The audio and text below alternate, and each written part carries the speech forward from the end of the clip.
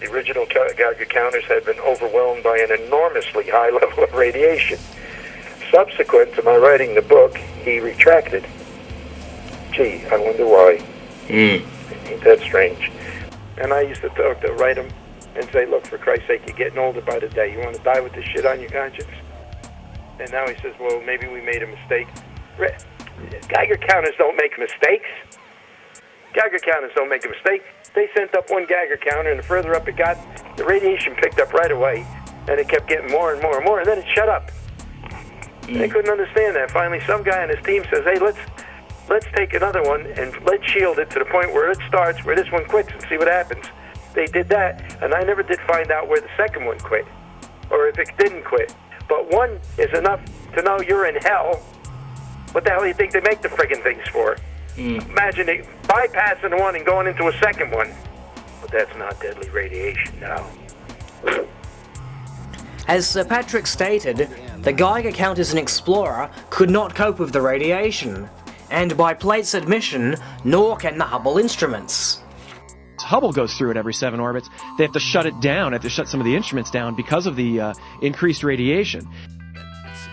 Interestingly, E.E. Kovalev also states that the South Atlantic anomaly only has a maximum dose of 2.5 rem per hour. This is substantially lower than the 11,666 rem per hour figure that he gave for the rest of the belts. So it seems, a dose rate as low as 2.5 rad per hour is enough to jam the Hubble's instruments. Looking back to the 11 unique shuttle flights that went high enough to encounter the anomaly, we find that STS-109 was the longest of these flights made, lasting nearly 11 days and making 165 orbits. If the shuttle will enter the anomaly every 7 orbits, then this gives us 23 passages into the anomaly for STS-109. Going with the 2.5 rem per hour figure, and the 30 minutes it takes to pass through, this gives us a grand total of 28.75 rem for the crew of STS-109.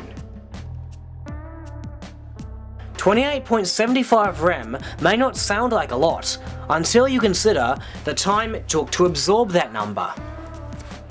Shortly after the first edition of his book, Ralph Rene picked up on the May 1987 issue of National Geographic. The magazine featured a 22-page article by Mike Edwards entitled Chernobyl, 1 Year After.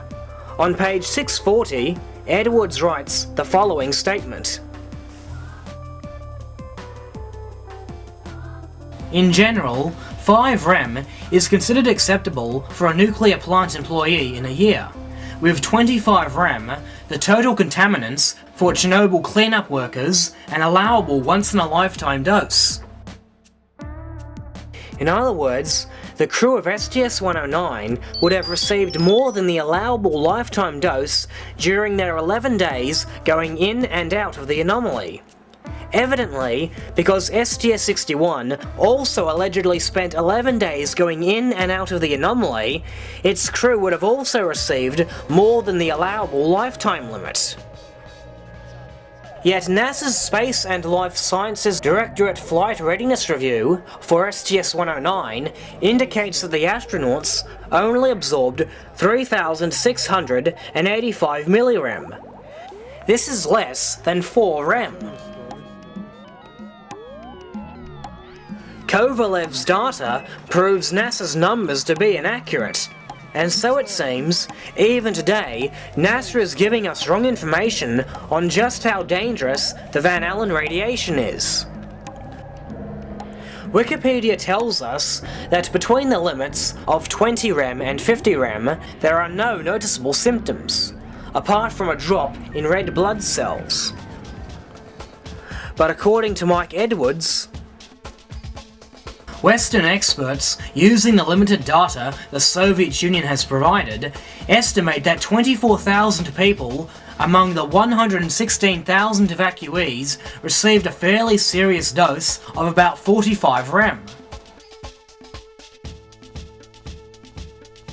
And as James Van Allen tells us in the March 1959 issue of Scientific American,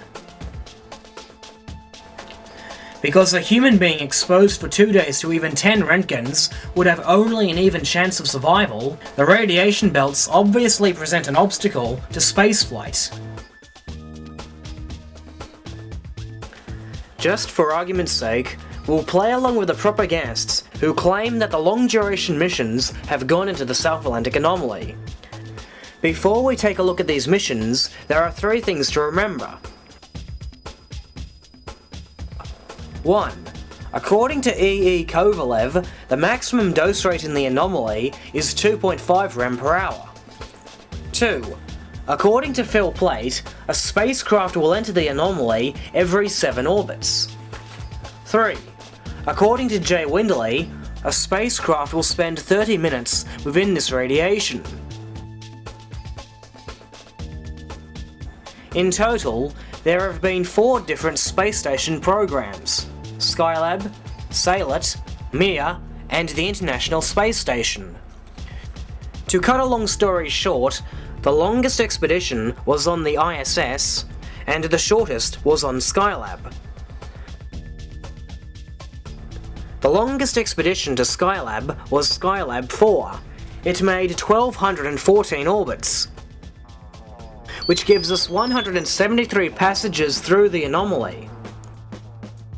This puts Skylab's maximum dose at 216.25 rem over 84 days.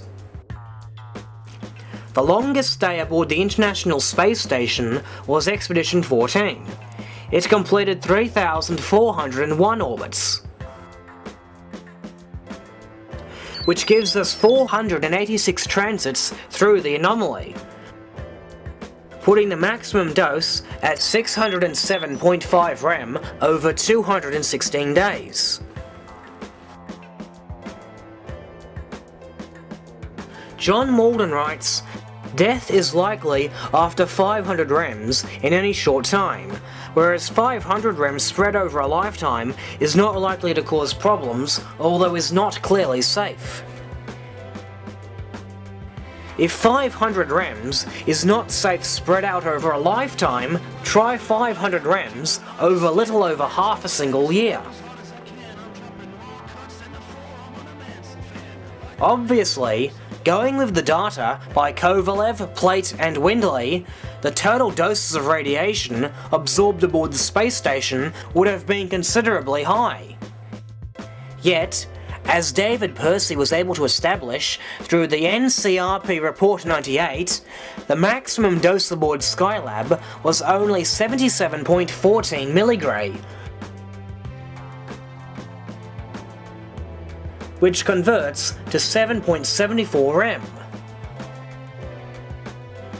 Obviously, either these space stations never ventured into the anomaly, or the National Council on Radiation Protection is providing false numbers.